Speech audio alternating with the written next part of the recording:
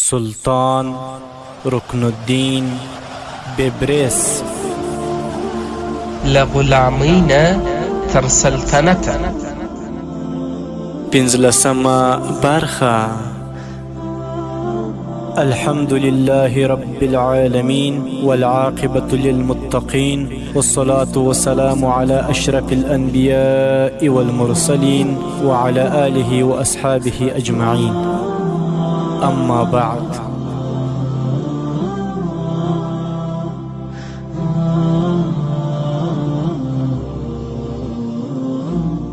السلام علیکم ورحمت الله وبرکاته. محترم اوریدونکو، الله جل جلاله دی وکړي چې تاسو روغ جوړ او د صحت او عافیت جامې مو پر تن وي. محترم اوریدونکو، لکه څرنګه چې موږ په تیره 14مه برخه کې د غلامۍ نه تر سلطنت د داستان و دغه ځای ته رسیدلي و چې سلطان رکن الدین بیرته قاهرې ته راستون سو او د سلطان رکن الدین استقبال د قاهرې خلکو په ګلونو شیندلو باندې وکړي او بیا د 14مې برخې په اخره کې دغه ځای ته راورسېدلو چې د رودې څخه د ګلونو ټکرۍ لاندې شوه سوه، ځکه چې هغې وکتل چې په لښکرو کې امیر ترنتایي نه تر سترګو کېده. نو اوس به راسو محترم اوریدونکو چې نور څه حالت مخته راځي. هلته یو ورځ د بیلفروټ حکمران د خپلې ماڼۍ په یوه کمره کې ناست و. په ښي اړخ کې یې خپله شهزادګۍ لور برنس کښېنولې وه او په کیڼ اړخ کې یې د خپلو ځواکونو اعلی سپهسالار او 3 نور بیګانه کسان ناست وه. ټولو په کومې موضوع باندې خبرې اترې کولې. په دې وخت کې د بریلیون ساتونکی راننوتی، په پوره تعظیم او احترام ودرېدی. خپل سر یې د بریلیون تر مخه کښته کړ او بیا یې په ډېر ادب او درنښت سره وویل: آقا، د لیوس په نامه هغه ګوډ راهب چې پخوا هم دلته بیلفروټ کې اوسېدلی شاهي ماڼۍ ته راننوتی دی او غواړي له تاسو سره وویني. د لیوس د نوم د اورېدو سره سم شهزادګۍ برنس د خوشحالۍ نه ټوپ کړ او پخوا له دې چې بریلیون د خپل ساتونکي د خبرې ځواب ووایي، شهزادګۍ برنس پرې لکه د شاتو د مچۍ په څېر راټوپ کړ او ورته ویې ویل: له تاسو چا لیوس دې کمرې ته د راننوتلو څخه منع کړی دی؟ هغوی مو ولې هلته بیرون درولی دی؟ محترم لیوس خو دلته زموږ په دربار کې د ډېر زیات عزت او وقار خاوند دی، هغه چې هر وخت او هرې کمرې ته وغواړي د اجازې پرته راننوتلی سي. ساتونکی بیچاره حیران ولاړو او بیا یې د خپل ځان د پاکوالي په خاطر وویل: درنې شهزادګۍ، لیوس هیڅ چا نه دی تم کړی، بلکې هغه په خپله زه دلته رالیږلی یم تر څو زه د هغه د راتلو په اړه ستاسو څخه اجازه واخلم. د هغه په دې خبره شهزادګۍ برنس مسکی سوه او ویې ویل چې که چیرې داسې وي نو بیا صحیح ده، ته بیرون لاړ شه او د وخت د ضایع کولو پرته هغه دننه راولېږه. د دې خبرې سره سم ساتونکی وګرځېد او د هغه کمرې څخه چې بریلیون او لور یې د میلمنو سره پشکې ناست وه بیرون ووتی. لږ شیبه وروسته د هغوی دغې کمرې ته امیر ترنتایي راننوتی. د هغه د لیدو سره سم بریلیون، لور یې شهزادګۍ برنس او د لښکرو ستر سپهسالار سیګر ټول د خپلو ځایو څخه پورته سول. د دوی په پورته کېدو سره هغه نور ناست خلک هم په پوره حیرانتیا سره د خپلو ځایو څخه پورته سول. کله چې ترنتایي د لیوس راهب په لباس کې په داسې حال کې چې خپله امسایه په ځمکه وهله رانږدې سو، نو شهزادګۍ برنس په ډېر خوږ غږ ورڅخه وپوښتل: محترم لیوسه، تاسو څنګه یاست؟ آیا قاهرې ته تللي وئ او زموږ لپاره مو کوم ښه خبر له ځانه سره راوړی دی؟ د امیر ترنتایي د ځواب نه مخته بریلیون د بې صبرې برنس د پوښتنو په ځواب کې وویل: اوهو برنس لوري، ته خو لږ څه صبر وکړه چې لیوس کښېني دمه وکړي او بیا موږ ته د خپلو انکشافاتو په اړه خبرې وکړي. په دې وخت کې برنس د لاس په اشارې سره لیوس ته د خپل ځان سره د کښېناستو وویل. لیوس مخ ته ورغی او په شانشین ورپورته سو او د برنس تر څنګ کښېنستی. پاته نور خلک هم په خپلو ځایو کې ناست ول. تر لږ وخته پورې په کمره کې چوپتیا وه. بیا ترنتایي په خپلو خبرو سره دا خاموشي ماته کړه او ویې ویل: دروند بریلیونه، زه د بیلفروټ څخه قاهرې ته د تګ په وخت کې سوسې ته هم لاړم، خو هلته ناهیلي را پیدا سوه، ځکه چې هلته د ورسېدو سره سم خبر سوم چې اموس یهودي او لور یې په سوسه کې نسته. زه هلته د معلومات د راټولولو لپاره څو ورځې ځنډ سوم تر څو ډاګیزه کړم چې اموس او لور یې روده کومې لور ته تللي دي، ځکه د بیلفروټ حکمران بریلیون خو د هغوی په کور باندې ساتونکي درولي وه تر څو اموس او روده کومې لورې ته د هغه ځای څخه ونه تښتي. هلته راته خلکو وویل چې یوه ورځ اموس، روده او ورور یې سمیر د 2 آسونو په بګۍ کې ستا د ساتونکو سره یو ځای کوچ کړی. هغوی د بیلفروډ په لور روان سوي وه. د سفر لاره یې هم د لیتیاني د سیند په غاړه وه، خو وروسته معلومات ونه سو چې هغوی چیرته تللي دي. درون بریلونه، آیا اموس د خپلې لور رودې او زوی سمیر سره یو ځای دلته بیلفروډ ته رارسېدلي دي؟ بریلیون لږ شېبه ځنډ وکړ او بیا یې وویل محترم لیوسا، ستا خبره صحیح ده. هغه وسلوال ځوانان چې ما د هغوی د ساتنې لپاره ټاکلي وه، د هغوی لاشونه څو ورځې مخته د لیتیاني د سیند د غاړې څخه ترلاسه سوي دي. د هغې وروسته چې ما کوم تحقیق او څېړنه وکړه، ما ته ډاګیزه سوه چې زما د ساتونکو په ساتنه کې اموس، لور یې روده او زوی سمیر 3 واړه د بیلفروډ په لور را روان سوي وه. خو د حیرانتیا خبره دا ده چې دغه ټول وسلوال ځوانان چا وژلي دي. خو د اموس، رودې او سمیر په اړه راته ډاګیزه سوې نه ده چې چیرې دي. دلته زما خواته هم نه دي رارسېدلي. ما یې ډېر لټون وکړ، خو په اړه یې هیڅ معلومات ترلاسه نه سوه او نه راته د پیښې په اړه حقیقت ډاګیز سو. امیر ترنتایي ورته وویل محترم بریلیونه، تر هغې چې زه انګیرم داسې راته ډاګیزیږي چې د سوسۍ اموس د بل چا سره سازباز کړی دی. هماغوی ستا ساتونکو ته دوکه او فریب ورکړی دی او ورته ویلي دي چې هغوی اموس د لور او زوی سره یو ځای ستا حضور ته دلته بیلفروډ ته راولي، تر څو خپله لور په حرمسرای کې ورداخله کړي. په دې خاطر به ستا وسلوال ځوانان د هغه سره په دې خبر راضي سوي وي. زما په اند به اموس هم دغو ځوانانو ته د دغه کار د ترسره کولو لپاره ډېر ستر رقم ورکړی وي او د مخه یې د لیتیاني د سیند په غاړه په غرنیزو سیمو کې په سنګرو کې کښېنولي وي. ځکه کله چې هغه د خپل لور او زوی او ستا د ساتونکو ډلې سره یو ځای د لیتیاني د سیند په غاړه سفر کاوه، نو هغه ځوانان چې په سنګرونو کې د مخه ځای په ځای سوي وه، هغوی به ستا په ساتونکو حمله کړې وي او د هغوی د له منځه وړو وروسته به اموس د خپلې لور او زوی سره بلې کومې نامعلومې خواته تښتېدلي وي. امیر ترنتایي دا خبرې بریلیون ته په داسې حال کې چې هغه ته یې په ډېر غور او دقت سره کتل کولې. بریلیون تر یو وخته پورې لیوس ته په ډېره توصیفي توګه کتل او بیا یې ورته وویل لیوسه زویه، ستا اندازه بالکل صحیح ده. زما زړه وایي چې همداسې به سوي وي لکه تا چې وویل. دې اموس کوم داسې سازش کړی چې د هغې له مخه زما ساتونکي په کومه بهانه د لیتیاني د سیند غاړې ته بوځي او هلته یې یو په بل پسې ووژني او په خپله هم کوم خوندي ځای ته د خپلې لور او زوی سره تښتېدلی وي. خو زه یې داسې په آرامه نه پرېږدم، زه یې لټه کوم، را پیدا کوم یې، ژوندی یې نه پرېږدم. تر دې ځایه بریلیون د خبرو په منځ کې تم سو، فکر او غور یې وکړ او یو ځلې بیا ترنتایي ته مخ کړ. لیوسه زویه، د دغه اوسني جنګ چې د مصر سلطان رکن الدین او زموږ د مغولو او باطنیانو د متحده لښکرو ترمنځ وسو، د هغې په اړه راته څه ووایه. ترنتایي ورته په خبرو پیل وکړ. درون بریلیونه، د دې ځایه د روانېدو وروسته زه لومړی سوسیې ته او بیا قاهرې ته ولاړم. د هغه څه لپاره چې تللی وم پوره بریالی سوی یم. په دې اړه به زه تاسو ته وروسته تفصیلي خبره وکړم.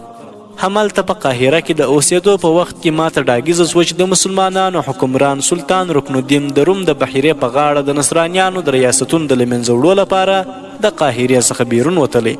په دې خاطر زه هم د قاهرې څخه راستون سوم او په متحده لښکرو کې ورګډ سوم تر څو د مسلمانانو په خلاف په جنګ کې برخه واخلم. درون بریلیونه، زه په دې اړه شرم نه احساسوم چې ووایم چې دغه ماتې موږ د خپلو جنګي بې تجربهګیو او ناپوهۍ په واسطه خوړلې ده. تر دې ځایه په خبرو کې امیر ترنتایي دمه وکړه. لږ څه فکر یې وکړ، خو خبرې یې په هغو 3 اجنبي کسانو چې هلته ناست و ډېرې بدې ولګېدلې. د هغوی د مخونو څخه د لیوس د خبرو عکس العمل ډېر توند معلومېده. بریلیون ورته مسکی سو او ورڅخه ویې پوښتل لیوسه زویه، ته څه فکر کوې چې په متحده لښکرو کې کومې خامیانې وې چې د دومره ځواک سره بیا هم د ماتې سره مخ سول؟ امیر ترنتایي ورته وویل درون بریلیونه، تر هر څه لومړی زموږ د لښکرو حماقت په دې کې و چې د سلطان رکن الدین په مقابل کې یې خپلې لښکرې په 2 برخې ویشلې وې. که څه هم هغوی غوښتل په دې توګه سلطان رکن الدین په خپله ولکه کې راوړي او د دواړو اړخونو له لوري په حملې کولو هغه بیا وسه او تیښتې ته مجبور کړي، خو هغوی دا فکر نه و کړی چې د مصر سلطان رکن الدین په جنګونو کې پوره تجربه لري، ځکه پخوا هم د سپه سالار په څېر د فرانسې حکمران لویي ته ماته ورکړې وه. یوازې دا نه بلکې د هلاکو ستر او ځواکمن لښکر ته هم د فلسطین په ځمکو کې ماتې ورکړې وه. په دې اساس زموږ متحده لښکر د مصر د سلطان رکن الدین د عسکري ځواک په اړه صحیح اندازه نه درلوده، زموږ متحده لښکر ته پکار و چې خپل ځواکونه په 2 برخو د ویشلو په ځای هغوی په یوه ځای کې راټول او د سلطان رکن الدین د لښکر په مقابل کې یو موټی وجنګوي تر څو سلطان رکن الدین ته نه تلافي کوونکي ګزار ورکړي. بل غلطي او حماقت چې زموږ ځواکونه وکړ هغه دا و چې که چیرې دوی د الکرک د کلا نه بیرون د سلطان رکن الدین د لښکرو سره مقابله کول غوښتل او خپل ځواکونه یې په 2 برخو ویشل، نو لږ تر لږه د الکرک د کلا د دروازو د خوندي ساتلو لپاره یې باید ښه انتظام کړی وای. هغوی ته پکار و چې د الکرک د جنگي کلا په دیوالونو ښه او تکړه غشي ویشتونکي کسان وټاکي، او کله چې د سلطان رکن الدین د لښکرو په لاسو ماتې خوړلې وای او د الکرک جنگي کلا ته ستانه سوي وای، نو بیا یې د هماغه ځایه کولی سوه د محصور پوځ په توګه د سلطان رکن الدین د پوځونو سره وجنګیږي، جنگ اوږد کړي. په دې ترتیب به سلطان رکن الدین د جنگ او کلابندۍ څخه په تنګ سوی وای او بیرته تلو ته به مجبوره سوی وای. خو بدبختانه چې زموږ متحده لښکر داسې کوم پلان نه و جوړ کړی او پایلې هم داسې وي چې کله چې زموږ لښکر د سلطان څخه ماتې وخوړه او بیا یې د ښار په لور د تښتې کولو هڅې وکړې، نو د مصر حکمران د ډېرې چالاکۍ نه کار واخیست او د الکرک د کلا ټولې لارې یې وتړلې او د متحده لښکر یې د ټول وژنې سره مخ کړ. خو بیا هم د لښکر یوه برخه د الکرک څخه وتښتېده او د قیصاریه په لور ولاړل. تر دې ځایه ترنتای خپلې خبرې وکړې او کله یې چې خپلې خبرې بس کړې نو تر څنګ ناست اجنبي کسانو څخه یوه یې چې د شکل او قوارې څخه مغول معلومېده امیر ترنتای ته مخ کړ او ورته ویې ویل: ای نوې راغلې واوره، د شکل او مخ نه ته ماته د یوه معمولي درجې راهب ښکارې. هغه تجزیه چې تا د جنگ په اړه وکړه زه ورسره موافق نه یم. یو راهب به په دې څه پوه سي چې د جنگ پلان باید څه ډول وي. دا چې لښکر موږ په 2 برخو ویشلی و هغه یو صحیح پریکړه وه. موږ اراده درلوده چې موږ به د مصر لښکر د 2 اړخونو څخه تر حملې لاندې نیسو او د ماتې سره به یې مخ کوو. هغه مغول تر دې ځایه خبرې وکړې چې امیر ترنتایي د لږ څه خفګان څرګندونه وکړه او ویې ویل: ای اجنبي زه نه پوهېږم چې ته به څوک یې، خو ماته د شکل او قوارې څخه مغول ښکارې. ماته ستا د خبرو څخه دا ډاګیزه سوه چې په جنگي امورو کې هیڅ تجربه نه لرې او نه د جنگ په اصولو خبر یې. ځکه دا ومنم چې تاسې خپل لښکر یې په 2 برخو ویشلي وي تر څو سلطان رکن الدین ته ماتې ورکړي، نو تاسې په دې نه پوهېدئ چې سلطان رکن الدین ستاسې تر څنګ جاسوسان هم درلودل او هغو جاسوسانو پوره کار کاوه. هغوی سلطان رکن الدین ته ستاسو د ځواکونو د ټولو پلانونو څخه خبر وه او سلطان رکن الدین هم ستاسو د ځواکونو د 2 ډلو د له منځه وړو لپاره مناسب پلان جوړ کړی و. زه نه پوهېږم چې مغول په داسې حال کې چې ډیر جنگجو او باتوره قوم ګڼل کیږي، خو ماته په دې جنگ کې د هغوی دغه ډول هیڅ صفت تر سترګو نه سو. د ترنتایي په دې خبره دا مغول تاو راتاو سو او د خپل ځایه پورته سو، لاس یې تورې ته ویوی او وغورېد او ویې ویل: ای اجنبي، که راهب نه وای او تر څنګ دا چې د محترم بریلیون پیژنګلوي نه وای نو تر اوسه به مې ستا څټ د بدنه پرې کړی وای. ته له ما سره د خپلو حدودو نه وتلې خبرې کوې. د مغول د دې غوسې او قهر او ګواښ څخه د امیر ترنتای په مخ کې هم بدلونونه را پیدا سول. سترګې یې تکې سرې سوې او د همدې غوسې او قهر په وخت کې یې خپل لاس تورې ته کړ او په زوره وغورېد: ای اجنبي، زه نه پوهېږم چې ته به څوک یې او د محترم بریلیون په وړاندې به دې څه مقام او درنښت وي، خو ګوره زه له تا سره د پیژنګلوۍ پرته د مقابلې لپاره تیار یم. خو تا ته دا ډاګیزه کوم چې زما د تورې تیاره څوکه او تیاره څنډه به دې د ناکامیو او نامرادیو کندې ته ور وغورځوي. پخوا له دې چې هغه مغول د ترنتایي خبرو ته ځواب ووایي، بریلیون مسکی سو او ویې ویل: لیوسه زویه، د مغولو هغه لښکر چې د نصرانیانو د متحده لښکر سره یو ځای د مصر د سلطان رکن الدین د مقابلې لپاره راغلی و، دا د هغه لښکر د پوځ سپهسالار دی او سوریک نومیږي. د خپل لښکر خپل یو نائب ته سپارلی او په خپله دلته زما څنګ ته راغلی. د دې نه مخته هم نوموړی زما څنګ ته راته زما سره ډیر نږدې پیژنګلوي لري او دغه 2 نور ناز ځوانان د شیخ الجبل خلک دي، باطنیان دي. د یو نوم منیب او د بل نوم قیمون دی. لیوسه زویه، ته به خبر سوی چې موږ د باطنیانو او مغولو سره ډیرې نږدې اړیکې لرو. دا منیب او قیمون راته د هغوی مشران را استولی دي او دوی می په دې خاطر دلته ځای په ځای کړي چې که چیرې ته زما د زوی د قاتل په اړه معلومات ترلاسه کړې نو دوی به یې د له منځه وړو لپاره ورواستوم. او ته پوهېږې چې باطنیان په پټه توګه د خلکو په له منځه وړو کې پوره مهارت او پوهه لري. ترنتایي په دې وخت کې د دواړو باطنیانو په لور په ډیر قهر او غضب سره وکتل. بیا یې بریلیون ته مخ کړ. محترم بریلیونه، دا چې منیب او قیمون باطنیان به ستا په کوم درد دواسي ما ته معلومه نه ده، خو زه چې دوی وینم دوی په خپله د خپل ژوند بیزاره معلومیږي.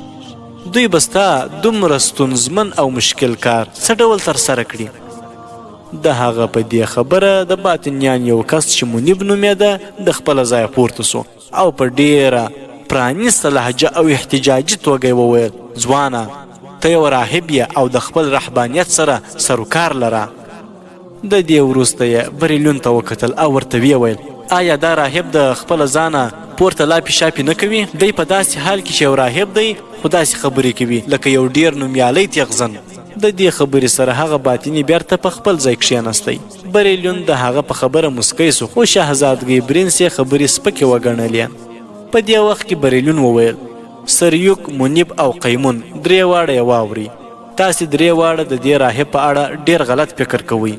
دا یو داسې راهب دی چې په څو لمحو کې خپل مقابل لوری تر پښو لاندې غورځوي. د بریلیون د دې خبرې په مقابل کې قیمون راپورته سو او ویې ویل: محترم بریلیونه، زه پوهیږم چې ته هم په غیر منصفانه توګه د دې معیوب راهب خواخوږی کوي، او که نه زه چې د دې راهب خبرې اورم داسې را درډاګیزه کیږي چې د طلایي خوبونو او د پیرویو د داستانو او کیسو په خیالونو کې ډوب سوی دی. دې باطني همدومره وویل چې د ترنتایي قهر راوفارید او په غوسې سره یې وویل: باطنیانو ښه یې واورئ چې که چیرې د مغولو دغه سپهسالار سریوک له ما سره د مقابلې لپاره راځي، نو د هغه سره د مقابلې وروسته زه تاسو دواړو ته یو ځای د مقابلې کولو بلنه درکوم، بلکې داسې یې وګڼئ چې د سریوک په سینې باندې د ماتې او شکست د ټاپې لګولو وروسته زه تاسې دواړو ته د تیغزنۍ د مقابلې بلنه درکوم.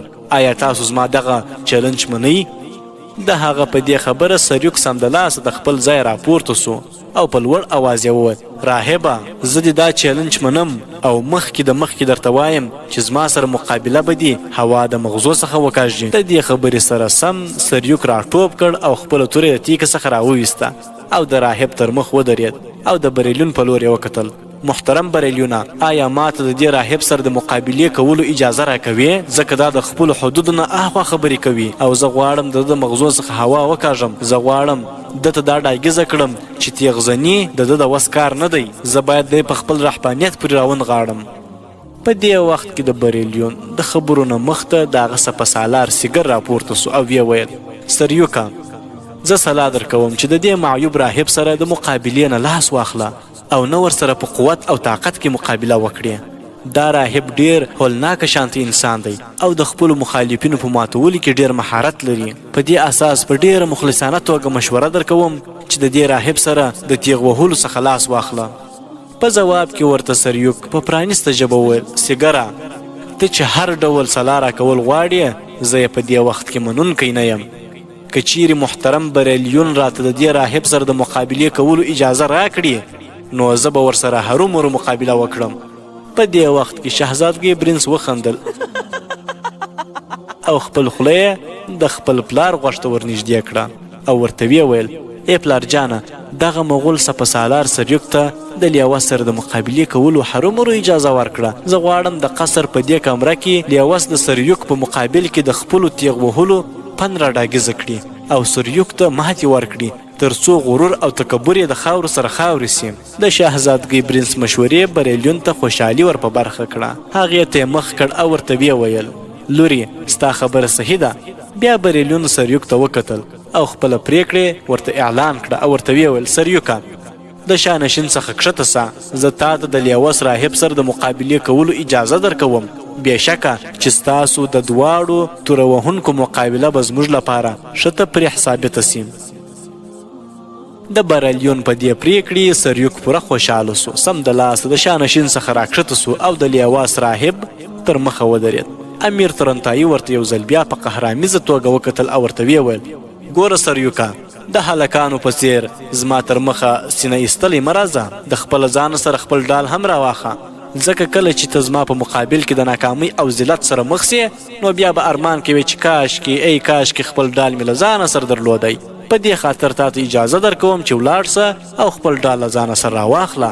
په ځواب کې سریوک د هغه باطنیانو څخه یوه ته یې چې قیمون نومېده اشاره وکړه. هغه هم د سریوک د ناستې د ځای څخه د هغه ډال راواخیستی او سریوک ته یې ورکوي. د دې سره سم سریوک خپله توره او ډال په هوا کې خوځول او د امیر تورنتایي مخې ته را روان سو او تورنتایي ته وویل ګوډ راهبه زه وینم چې تا لا تر اوسه خپله توره د تیږې څخه نه ده راایستلې، تر څنګ یې ډال هم نه لرې. زه غواړم چې ته هم د تورې سره یو ځای ډال هم راواخلې او زما سره مقابله وکړې. په جواب کې امیر تورنتایي په ډېره ډراماتیکه توګه خپله توره د تیږې څخه را بیرون کړه. د امیر تورنتایي دغه ډول اقدام بېله شکه سریوک او هغه دواړه باطنیان په تعجب کې واچول، ځکه په هغه توګه چې تورنتایي خپله توره د تیږې څخه راویستله هغه یوازې او یوازې د ښه توره وهونکو طریقه وه. تورنتایي سریوک ته غږ وکړ او ورته ویې ویل ګوره سریوکه، زه ستا په څیر د کوچنیانو په مقابل کې ډال نه استعمالوم. زما په لاسو کې د امسا هم که چیرې زه توره استعمال نه کړم ستا لپاره کافي ده، خو بیا هم زما توره ستا د استقبال لپاره تیاره ده. ته یو ځل پر ما د حملې کولو پیل وکړه، بیا به زه تا ته ستا انجام در وښیم، داسې انجام لکه په بې سپوږمۍ شپه کې چې ستوري تر سترګو کیږي. مغول سردار لا د پخوا څخه د غصې په اور کې سوځېده. یو ناڅاپه ورمخته سو او د تورنتایي په سر یې خپله توره را پرېښوده. تورنتایي د سریوک د تورې ګزار په خپله توره تم کوي. د دې سره سم سریوک خپل ډال راپورته کړ او غوښتل یې د ډال په یوه کلک ګزار سره تورنتایي یوې لوري ته وغورځوي، خو تورنتایي د خپلې اوسپنیز امسا په قوت سره د هغه د ډال ګزار تم کوي. د دې لومړی ګزارونو وروسته تورنتایي خپله توره د هغه د تورې څخه جدا کړه او په ډېره چټکۍ سره یې په سریوک باندې داسې حملې پیل کړې چې سریوک یې ورخطا کوي. د هغه د ورخطایي څخه امیر تورنتایي نور هم ګټه پورته کړه او هغه یې شاتګ ته مجبوره کوي. د پوره شاتګ نه وروسته شاید سریوک دا د خپل ځان لپاره شرم ګڼلی وي. سریوک ځان قابو کړ او د امیر تورنتایي د تورې ګزارونه یې په خپله توره واخیستل او هڅه یې وکړه چې یو ځل بیا تورنتایي د خپل ډال په واسطه په سر ووهي، خو دا ځل هم سریوک د ناکامۍ سره مخ سو، ځکه د هغه د ډال ګزار تورنتایي په خپلې امسا باندې تم کړی و. تورنتایي د وخت نه په ګټې اخیستو سره په ډېره چټکۍ سره خپل امسا د سریوک پښو ته راخلاصه کړه او هغه یې د زنګون په سترګه داسې سخت ووهه چې سریوک یې ولړزاوه. تورنتایي د سریوک د دې حاله نوره هم ګټه پورته کړه. خپله توره یې د هغه د تورې سره جنګوله، خو په لاس یې د خپلې امسا په واسطه د هغه راسته اوږه داسې سخته ووهله چې هغه ډال یې د هغه د لاسه وغورځاوه. بل ځل تورنتایي په خپلې امسا مغول سردار سریوک په ورمیږ وواهه او سریوک یې په ځمکه راپرېویست. تورنتایي ورمخته سو او په راسته پښه یې سریوک په ګیډ کې په لغته وواهه او په دې توګه سریوک د شانشین تر څنګ بېهوشه راپرېوتی. امیر تورنتایي یو ځل بیا ورمخته سو او د سریوک څخه یې په یوه څرک کې د هغه توره واخیسته او شانشین ته یې وروغورځوله. بیا د سریوک د سر څخه د هغه اوسپنیزه خولۍ لرې کړه او شانشین ته یې وروغورځوله. بیا سریوک د ویښتانو څخه ونیاوه او راپورته یې کړ او څو کلکې څپېړې یې په مخ وواهه. بیا د همدې وهلو او ټیل وهلو په جریان کې شانشین ته وروغورځاوه. د امیر تورنتایي په دې بریالیو عملیاتو باندې کله یوه اړخه شهزادګۍ برنس خوشحاله وه، خو د بله اړخه بریلون هم ډېر زیات خوښ معلومېده. په شانشین باندې د ورګزارولو وروسته مغول سردار لکه د ناروغانو په څېر راپورته سو. خپل کالي یې وڅنډل او د شرم نه یې اخوا دېخوا وکتل او بیا په همهغه ځای کې کښېناست د کومه چې د مقابلې لپاره راپاڅېدلی و. په دې وخت کې ورته د بریلیون د لښکرو ستر سپهسالار سیګر مخ کړ او ورته ویې ویل سریوکه، ما خو تا ته مشوره درکړې وه چې د دې ګوډ راهب سره مقابله مه کوه، دا ډېر خطرناکه او ډېر توره وهونکی دی، داسې وګڼه چې هغه ته ماتې ورکول شونې نه ده. سریوک خپله ساه سمه کړه او بیا ځواب ورکړ ستا خبره صحیح ده، ما هغه یو معمولي راهب ګاڼه او ما فکر کاوه چې زه به هغه د رهبانیت پورې راونغاړم، خو زما ټولې انګېرنې غلطې ثابتې سوې. زه اوس پوه سوم چې دا یو ډېر خطرناک او وینه تویونکی راهب دی او د هغه سره مقابله کول هسې بېوقوفي او کم عقلي ده. تر دې ځای د خبرو کولو وروسته سریوک خاموشه سو. په دې وخت کې امیر تورنتایي دواړو باطنیان ته مخ کړ او ورته ویې ویل واورئ باطنیانو، اوس تاسو نوبت دی، زما سره د مقابلې لپاره راکښته سئ. د مغولو سردار سریوک ته وګورئ چې زما سره مقابلې نه مخته یې د خیر خبره پرېښوده او د شر خبره یې کوله، خو تاسې یې وینئ چې د مقابلې کولو وروسته هغه اوس د ورانو ویجاړو کوڅو په څېر ګرځېدلی دی. باطنیان واوري اوس مې چې د مغولو هغه سردار سریوک ته ماته ورکړه نو اوس تاسو نوبت را رسېدلی زه ستاسو څیرې او مخونه وینم چې تک جړ سوي دي او غواړئ د مقابلې څخه شاته ولاړ سئ خو زه مو نه پرېږدم زما مخې ته راسئ تر څو تاسو ته وښایم چې زه د یوه راهب په څېر تاسې هم د ځان لاندې کولی سم د امیر تورنتایي د دې خبرو په ځواب کې یو باطني په ډېره کبرجنه توګه وویل راهبه کېدای سي ته زموږ د حقیقت څخه بېخبره اوسې موږ د شیخ الجبل فدایان یو او د هغه فدایان د زهري خنجر په څیر وي هر چیرې چې لګیږي نو هغه ځای د خپل اغېز پرته نه پرېږدي کله چې په دښمن وار کوي نو د هغه حالت دعا د پورته سوو لاسو په څیر بیرته ژر بې حرکته را پرېوځي راهبه په دې پراخه سیمه کې د شیخ الجبل فدایان د خپل کار په ترسره کولو کې پوره مهارت لري په دې خاطر ستا عزت او وقار په دې کې دی چې د مغولو د سردار سریوک د ماتولو وروسته خپل برم وساتي او زموږ سره د ټکر کولو څخه لاس واخلي او کنه دغه ترلاسه سوی عزت به دي هم د خاورو سره خاورې سي امیر تورنتایي تر لږ شېبې پورې دغو دواړو باطنیانو ته کتل او د هغوی په خبرو مسکی و بیا یې په پرانیسته ژبه وویل ای دواړو ګنهکارانو واورئ چې که څه هم زه په ډاګیزه توګه یو راهب یم خو زه د نزاکت والي ټولې خواهی په پوره پوهۍ سره درکولی سم کله چې په خپل دښمن حمله کوم نو داسې لارې او طریقې پیدا کوم چې د هغې له مخې د دښمن